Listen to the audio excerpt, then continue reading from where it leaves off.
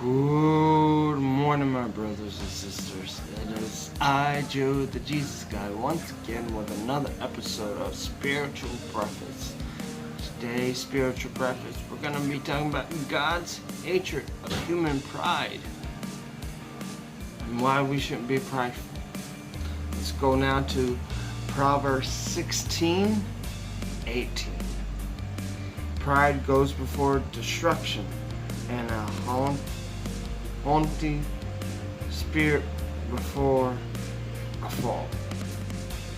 Now, the Bible makes it very clear that God hates human pride. 3 examples. It states very clearly, God resists the proud, but gives grace to the humble. So, the 3 examples, write these down if you want to go to them in your own time. James 4:6, Proverbs 3:34, and 1 Peter 5:5. Elsewhere, the Bible lists pride among 4 things that the Lord hates.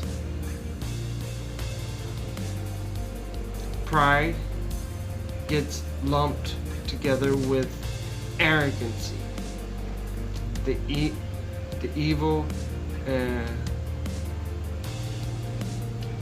perverse mouth. Now go with me to Proverbs 8:13, and it reads, "The fear of the Lord is to hate evil, pride and arrogancy, and the evil way and the perverse mouth I hate." What it means there, as we grow spiritually, we gradually change from trying to stop doing the evil things that we really want to do, to actually hating the evil things so that we no longer want to do them. So if we grow spiritually, we begin to start hating the evil things we once did or we once wanted to do. In yet another passage, pride finds a place among 7 things that are an abomination to God. Things that a proud look, a lying tongue, hands that shed innocent blood, a heart that deceives wicked plans, devise wicked plans, feet that are swift in running to evil, a false witness who speaks lies, and one who sows discouraged among the brethren. Put your pride in the same category with murder. God puts our pride in the same category as murder. So you're being prideful, you might as well be a murderer. Why does God hate human pride so much? Because it is the one sin that keeps us from allowing God to use us for His purpose. When we commit ourselves to doing things our way, we are no position to do things God's way. Pride renders us useless in the kingdom of God. We fall prey to pride when we forget that God does not exist for us, but we exist for Him. The Lord refuses to share His glory with anyone. When we seek to take His glory for ourselves, saying, in effect, look at what I have accomplished. Look at me. Look at who I am.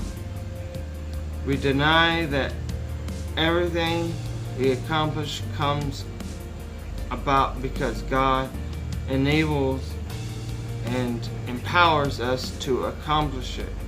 Any good in us is by His design and redemption. Anything noteworthy that we become because He wills it. We have no goodness apart from God's goodness imparted to us. Most people know some versions of Proverbs 16:18, where we just read, pride goes before destruction, and a haughty spirit before a fall.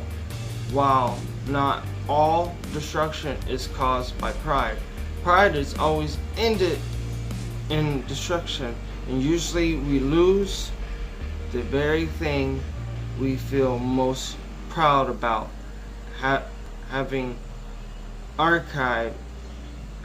achieved, earned, owned, and accomplished. Brokenness is God's requirement for maximum usefulness.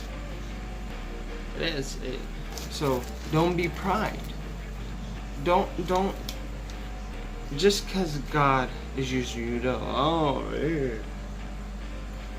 like, for example, if you're at church and you do like ministry work, don't say, oh, look what all this work I'm doing. Don't do work just to show off around people. Do God's work. No one has to know. Don't say, oh, I helped this person and this person. No, don't be like that. That's wrong. Don't be prideful. It shouldn't matter what people know that you're doing. You shouldn't be prideful, because last time anyone been prideful, hell was made for them. Why do you think Satan ended up in hell? It's because he was prideful, and he fell from God. Tomorrow we're going to be talking about how to control our anger. I'm no stranger to anger, and most of us have a problem with anger. And this should help us to control our anger, because Lord knows I need it. The how to control anger is not just for y'all. All these lessons are not just for y'all. It's for me too. It helps me throughout my day. I want to thank you for joining me for Spiritual Breakfast. I want to say may God bless you throughout the day, and I'll see you next video. Oh, and I love each and every one of you so much. Bye.